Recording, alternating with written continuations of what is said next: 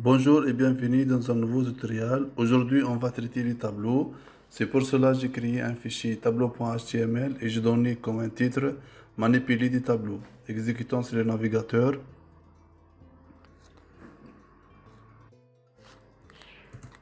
Donc, déclarer un tableau revient à utiliser la balise table dans laquelle on va déclarer des lignes. Chaque ligne contient un ensemble de cellules ou bien des colonnes. Donc, pour déclarer le titre d'un tableau, il suffit d'utiliser la balise caption dans laquelle je vais mettre par exemple liste des élèves. Affichant sur le navigateur. Maintenant, je vais déclarer la première ligne du tableau, c'est l'entête du tableau avec la balise THEAD. Dans notre exemple, je vais déclarer un THEAD avec 4 colonnes.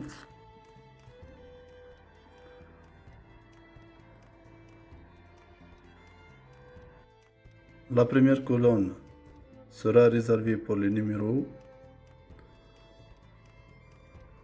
La deuxième pour les noms et prénoms. La troisième pour la moyenne. Et la quatrième pour le résultat.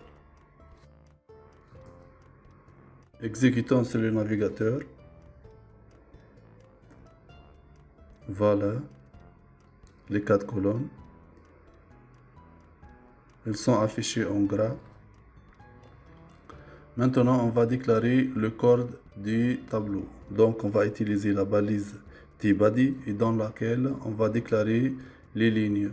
Donc, pour déclarer une ligne, on va utiliser la balise tr. Et pour déclarer une colonne, on va utiliser la balise td.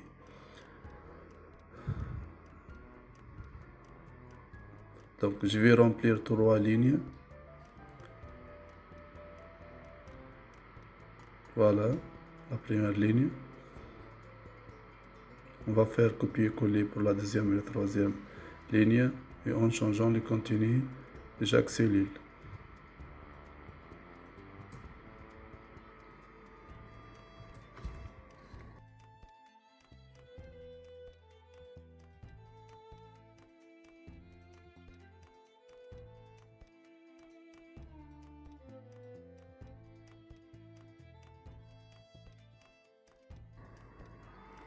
Voilà, comme vous voyez, 2 étudiants sont admis et un redouble.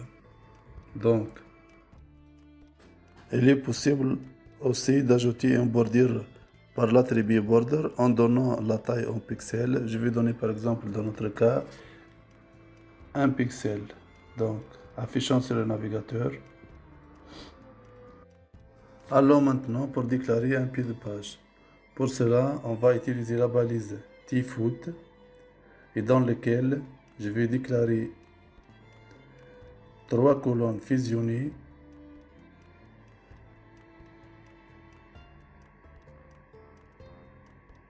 contenant le nombre des admis et une colonne affichant 2 puisqu'on a 2 admis.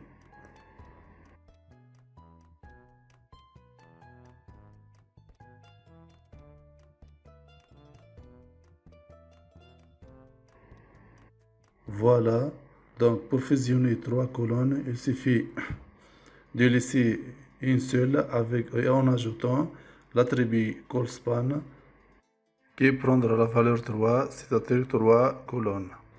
Elle va fusionner 3 colonnes.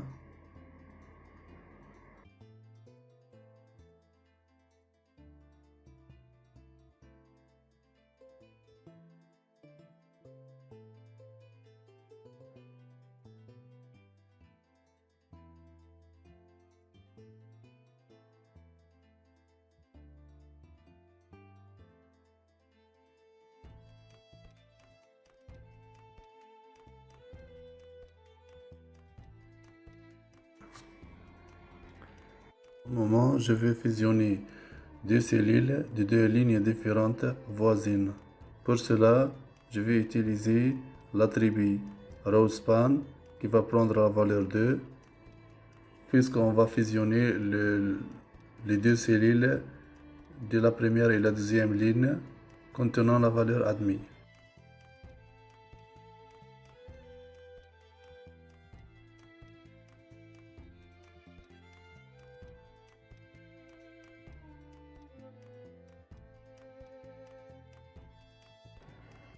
Il nous reste maintenant de définir la balise call group.